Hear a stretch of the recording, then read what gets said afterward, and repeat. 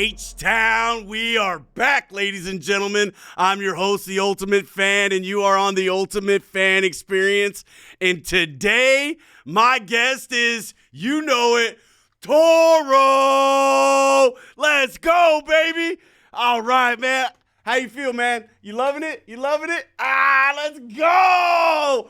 Woo! Okay, we got Toro in the house today, ladies and gentlemen. I'm excited, man.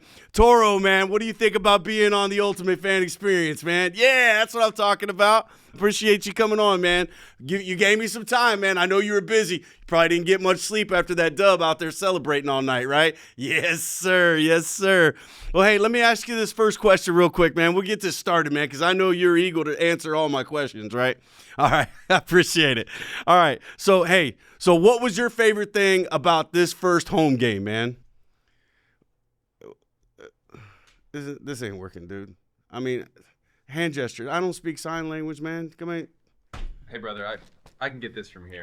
Thanks for your help. Yeah. I appreciate you being here. Yeah. Thanks, Toro. Appreciate you, buddy. See you, brother. Ladies and gentlemen, today I have a good friend of mine, Andrew Johnson, the face of Toro, ladies and gentlemen. He is the man behind the mask. He's the guy that's in the suit week in and week out, making you guys laugh, making your kids smile. It's never a boring moment when I'm around him, dude. He's full of energy, man, and I thank you very much for coming on the show today, man. It's been crazy, man. Hey, I'm just trying to match your energy. I mean, the energy that you bring to every Texans game, I'm just trying to match where you're at. And I tell you what, you do a really good job of it, man. Because I tell you what, every time I'm looking at you, man, you're looking at me, we're like, okay, it's time to get the crowd up, and when I see you coming and you're running like a bull in a china shop, getting ready to jump onto the wall, it's go time. You know what I'm saying? That's the right. Kids love you, man. It's not just the fans, man. The kids just adore you, literally, dude. It's cool. It's the best part of the job, man. That's why we do what we do. Absolutely.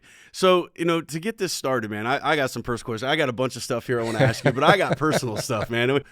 Your morning, how's it go, man? Like when you get up in the morning, what's Andrew do to get himself ready to be Toro? Yeah, first and foremost, I want to say thank you for allowing me to be on the podcast. Oh, absolutely, I've man. listened to every episode that you guys have recorded so far, yes, sir. I hope the fans aren't underwhelmed by this interview. You've had the owners of the company on here, the president of the company, vice presidents, players. You've had. And now I got the mascot, the best NFL mascot. And he's the man, dude. I'm telling you. So no, dude, I just thank you for having me on and been really impressed with what you put together here. But game day is super fun. Yeah. We only have 10 days out of the year that we get to do this, and so there's a lot of work that goes in behind the scenes even to get us to game day. So those 10 days out of the year, that's the most visible part of our job. But my job preparing for the season usually starts at schedule release. So once that schedule comes out, we know who we're playing, when we're playing them. That's when we start a creative process. And so we host a meeting called Ideapalooza.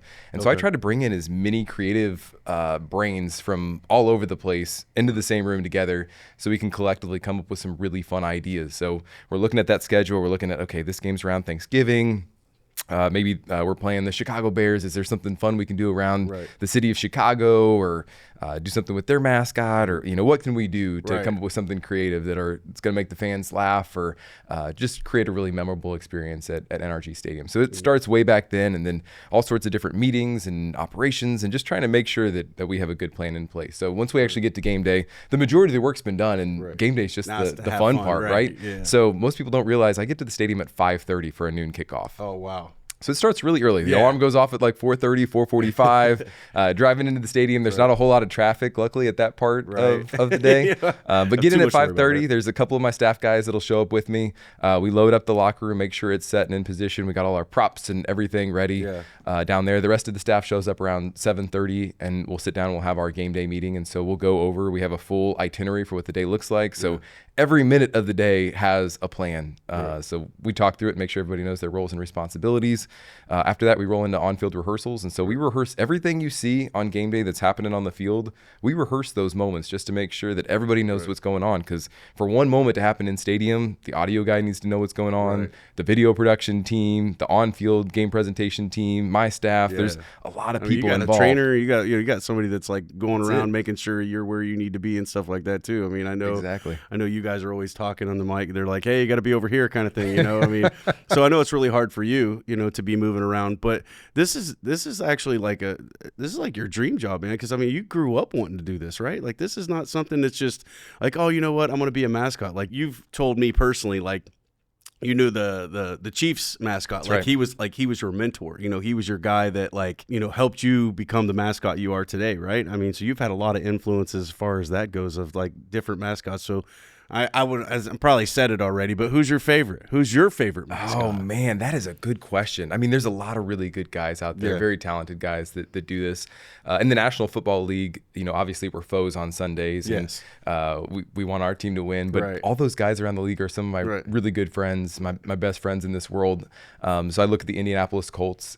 He's created and a really Pat fun McAfee, program. don't you listen, dude? You can say your boy is all that or Toro is the man, dude. So and I'm glad you gave him a little bit of acknowledgement. Gave that us had some to love. be He gave us he a had to lot give of us a little love. bit of love. You know what I'm saying? That was like, wild and unexpected. That was a cool moment, man. And when I saw that, I was like, yeah, finally some recognition for the guy behind them. You know, and you do so much. You know what I'm saying? And so for Pat McAfee to sit there and go, listen, man, Toro's beefed up a little bit. Dude's running from the rafters. You know, I mean, you're doing a lot of stuff that normal mascots don't do. I mean, I don't know too many of them that are swinging from rafter to rafter like Tarzan, but that's I've always told you, man, as soon as I get this weight down to a respectable thing, man, I would be nothing more than hitting rafter to rafter with Toro. You want to come swing from the ceiling with me? Let's go. I'm telling you, man. Everybody asks me like, oh, you'll be scared that high, man. Listen, I'm a lineman, dude. I'm used to heights. Heights don't bother me too much, man. But I mean, just even watching, this last weekend, man, you're just like, get the crowd up, like let's jack him up. That is,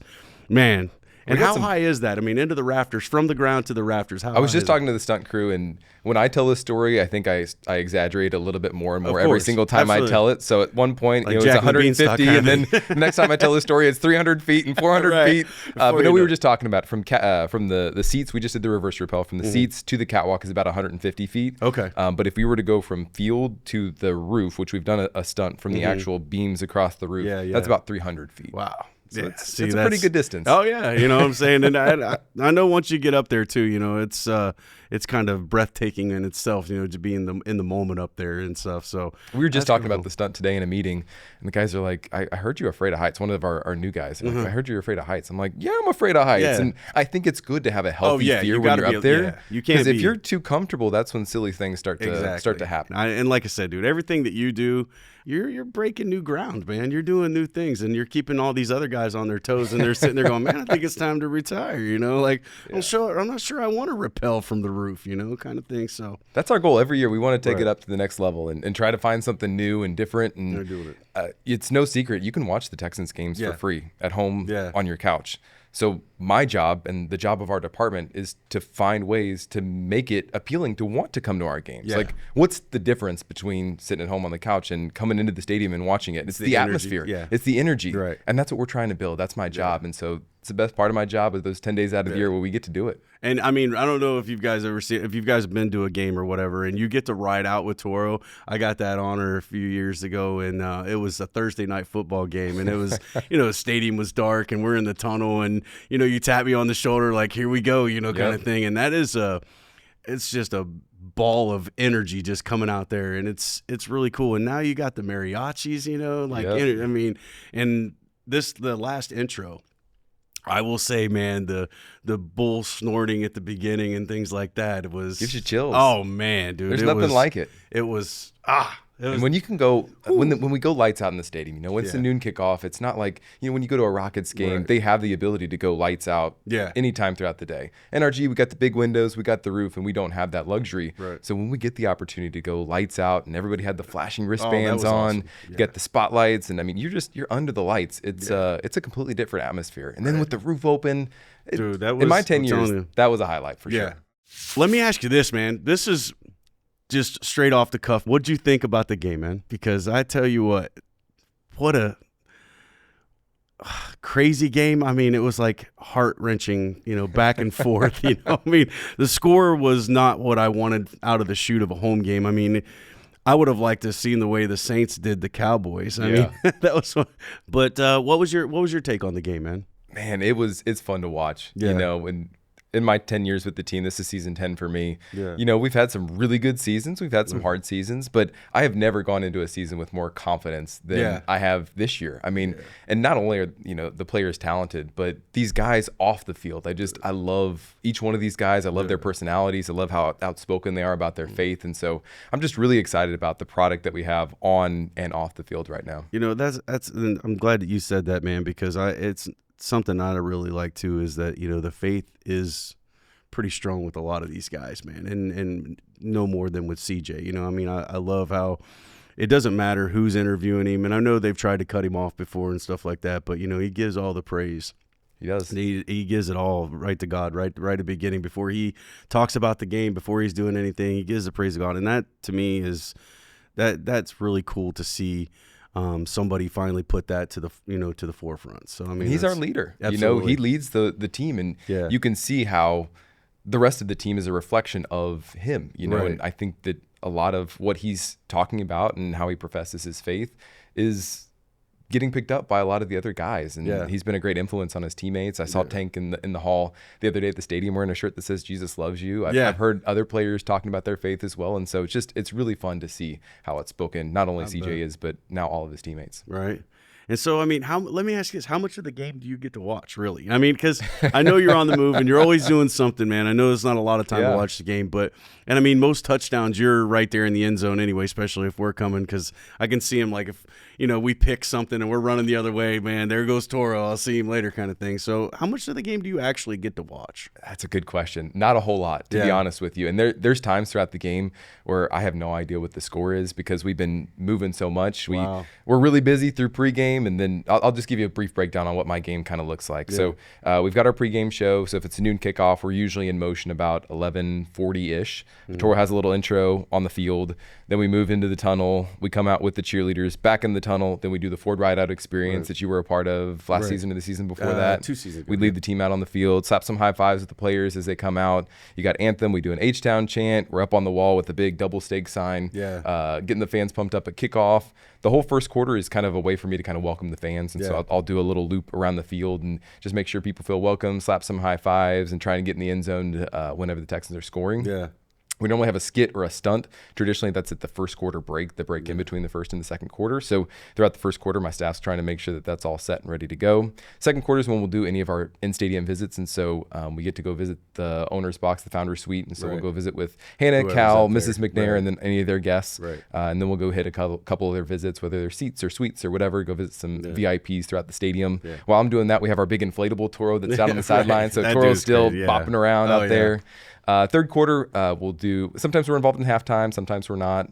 And then the third quarter, I try to do some kind of sideline. So we'll have a different unique prop or outfit or something that we can Halloween do. Or whatever you do. Exactly. We'll have a Halloween costume, or if we have a prank. I view all four corners in the stadium as a new, unique audience. And so if I do a bit down there with you in the southeast corner, I can do that same thing in the northeast corner, and they haven't seen it just yet. And so I'll kind of hit all four corners with a different prop or something. I love the football, by the way. When you're football on a string. That is, I mean, we did that in Canton. That was kind of good. Like some of the fans didn't take too well to it, but I think a lot of them laughed. We were trying to hit all the Bears fans. And what was fun about Canton is that you've got fan bases from all over the NFL, and so you're seeing every different team represented out there. And so we were hitting them all with the football on a string. And that was a cool experience. It wasn't not. I mean, it was very cool. Man, I mean, I kept having to pinch myself. We were sitting there at the enshrinement, and I could not believe that I was there for that moment in history. It's one of those first Texans. You get to keep that forever, kind of thing. You know what I'm saying? So cool to be a part of that. Yeah. So let's move on a little bit to this week. This week is the Vikings, the Minnesota Vikings. And actually, I'm heading up for that game. Are you? Yes. I leave on Friday. I'll be up there. We're actually we're doing a hospital visit up there for the kids up there. A few of the they call the VWO up there. They're a big fan base up there, and I mean, they're like 400 or 500 strong up there. And so there's a lady, her name's Sarah. I'm going to give her a little shout out. Sarah, I appreciate you. But she put together a hospital visit for us, like matching fans to go up there. And we're all just going to kind of go up there and spend the Saturday with the kids and stuff like that before we go to the traveling Texans and take the picture up there with them or whatever. But the camaraderie that you guys have built, people always think, these football teams are at each other's throats and we're trying to beat them. And on Sunday our teams are fighting on the field, but hate the we're team, all not friends the fan. off the field. Absolutely, man. I love it. I mean, the kids make, it's just an awesome experience. And so we got the game coming up. I mean, 2-0. We're both 2-0. Both leading divisions right now. Yep. So whoever takes that L, I think we'll still be leading the division. I mean, even if we take an L, I mean, we've got the juice to kind of take one if we need it. Don't want to, like D'Amico says, let's stack these bad boys on top of each other, and that's what I want to do. So, what do you think, man? I mean, what's your you got a prediction? Are you not a prediction guy? Because I'm not really a prediction guy either, but I always like telling them we're going to go home and get that dub. So. Yeah, I want to bring home a W for sure. Man. I mean, just all three phases of our game. Like, I just got confidence behind everybody. Like our defense was shutting them down at the game this past week. Our offense, you get that three-headed monster at wide receiver. Mixon's tearing it up out there. Special teams, like Kaimi, how far was that field goal he hit? What, 50, 56? 50, 57? It was something like that. It was ridiculous, unreal. Dude. And it was like, and of course my wife's was not a fan of Fairbairn for a couple of years, or whatever. And I get the text after that long one. She goes, I like our kicker. And I'm like, yeah, on board, and I walked in that stadium. This is one of the few games where I walked in the stadium knowing we were walking out with a win. But I didn't think that this was going to be as challenging of a game, but then seeing how the Vikings have started this season, they had that injury at quarterback, and so you kind of think the season's going to be over for them. And the way that they've shown up in these first two games, this is going to be a tough match. It sure is. And their defense isn't a joke either, man. So it's like, CJ's got his hands full.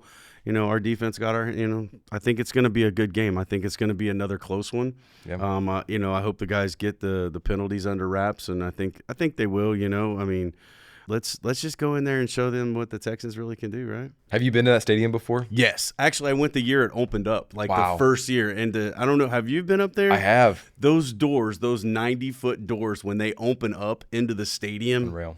It is for real, man. I mean, they've got the big ship out there. I mean, they've got the stones where they write the season ticket holders in the stone that is like in the they got like a big walkway where all the season ticket holders are signed up there. The stadium is beautiful. There's no doubt about it. It's gorgeous.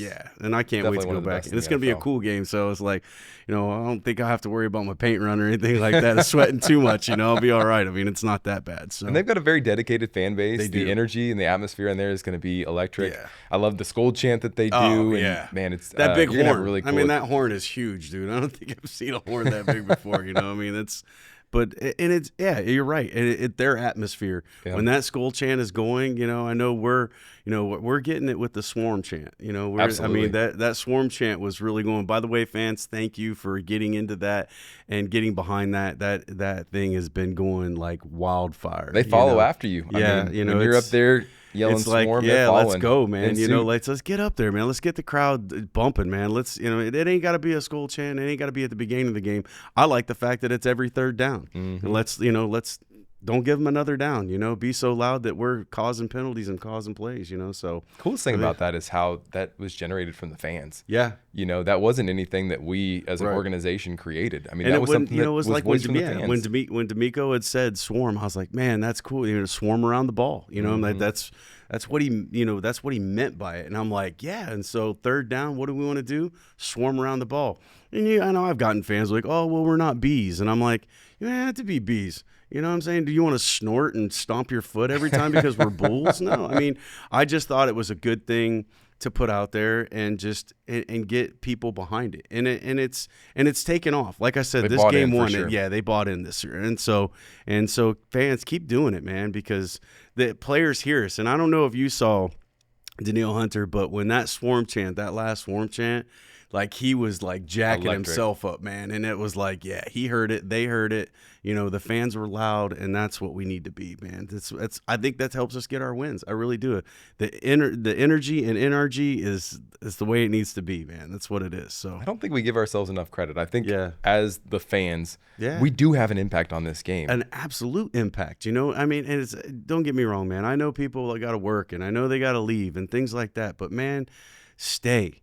Be loud. I don't care if we're down, be supportive behind the team. We got ourselves a great team. We have something to cheer for now. Stay and cheer. Be there for the team, man. It's going to be a great season. Come early, please. Yes. Come early. Get in the stadium early, man. I mean, you guys saw my bit this past week, man. It's all about getting in there. And I tell you what, they kind of did this first game. Did. I mean, they really did. They They showed up. I mean, I was surprised when I got in there, and I got in there a little bit earlier than I normally got in. So I got in there at like 5:30. Yeah. And they were just, they were rolling the roof back, and the fans got in there, and I was looking around. I'm like, I've never seen them so full.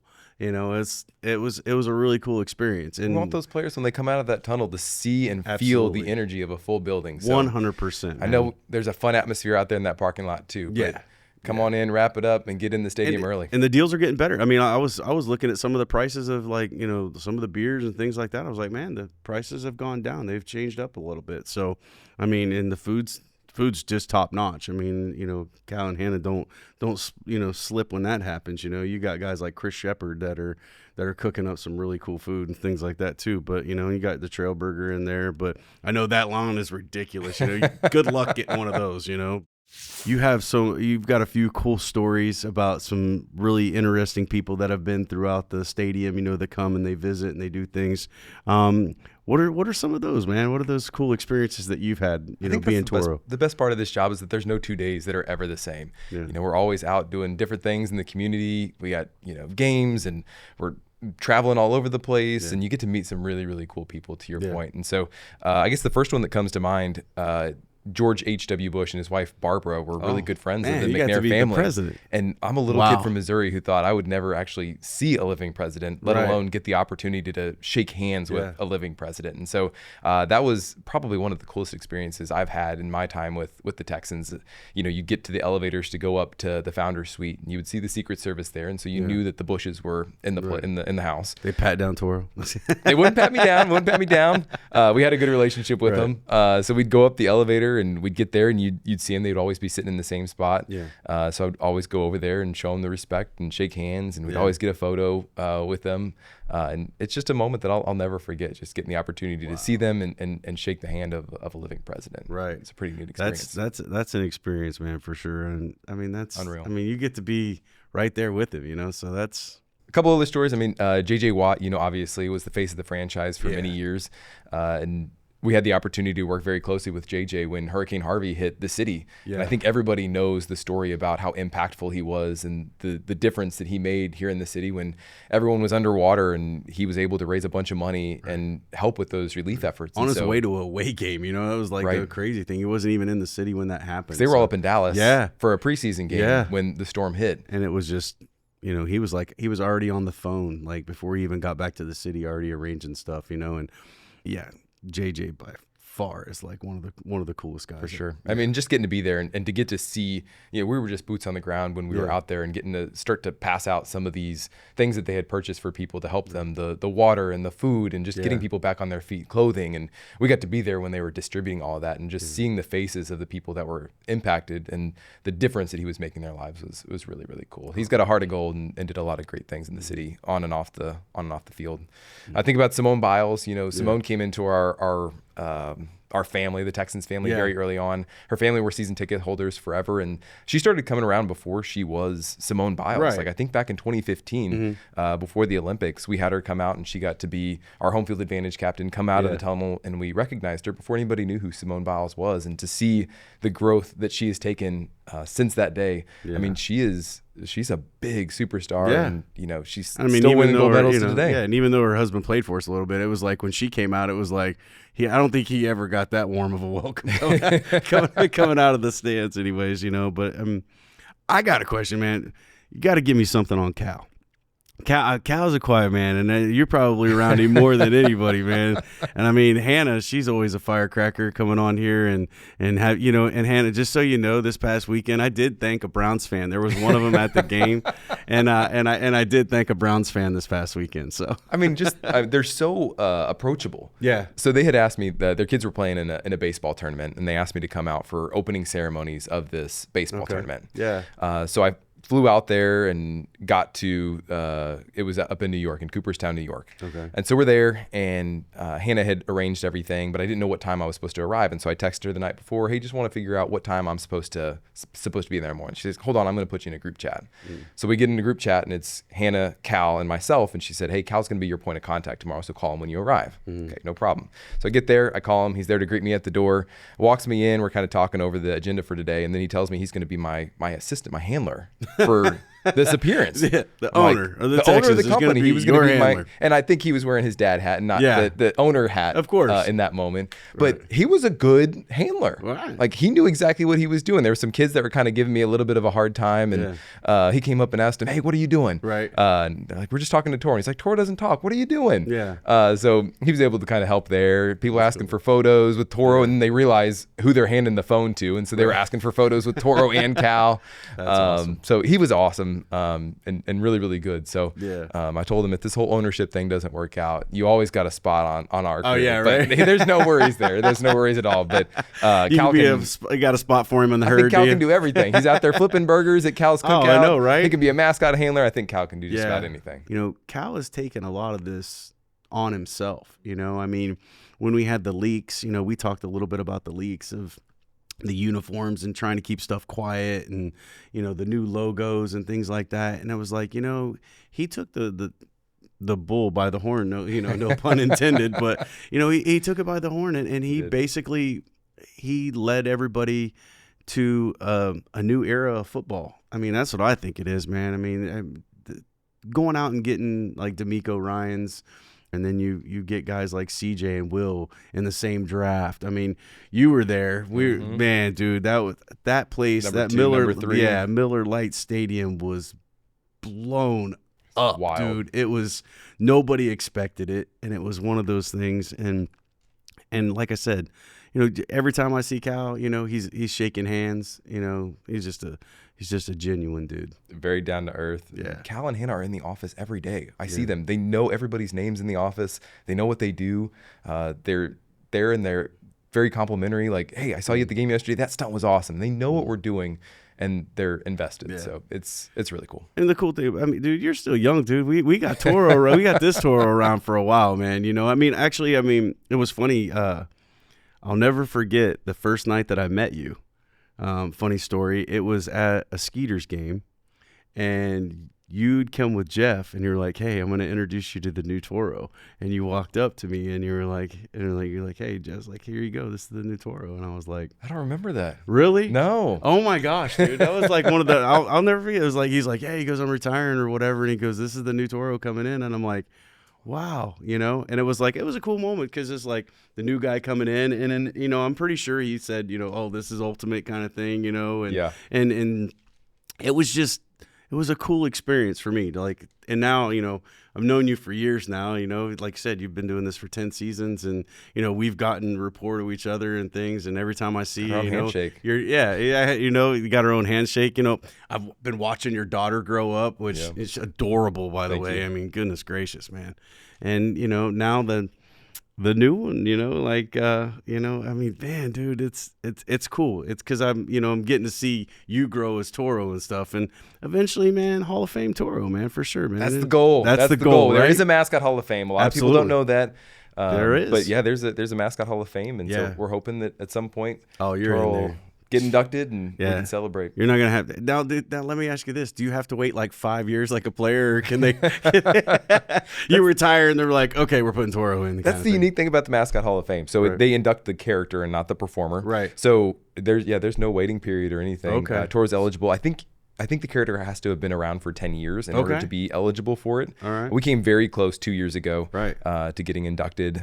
We were just one spot out from getting in. Okay. And then this year, I wanted all the attention to be on Andre, like the Texans' first Hall of Famer. Well, I mean, in team history, we got to celebrate that. And so I think next year we'll make a run for it again. Hey, and I'm telling you what, man, if you get in, I'll be the first fan there. I can promise you that, man. Let's go, right? I appreciate it. All right, man. Andrew, thank you for coming on, man, the show, man. It's been a wild ride, man. You showed me some new stuff that I didn't even know about you, man. So I appreciate it. And thanks for coming on, man. Ultimate, we just appreciate who you are, man. the energy you bring to game day, and man, I'm looking forward to the season ahead. Man, the words are cool, man, especially coming from the best mascot in the land. You know what I'm saying? A lot. All right, man. Well, you have been on the Ultimate Fan Experience. Ladies and gentlemen, we will see you next week.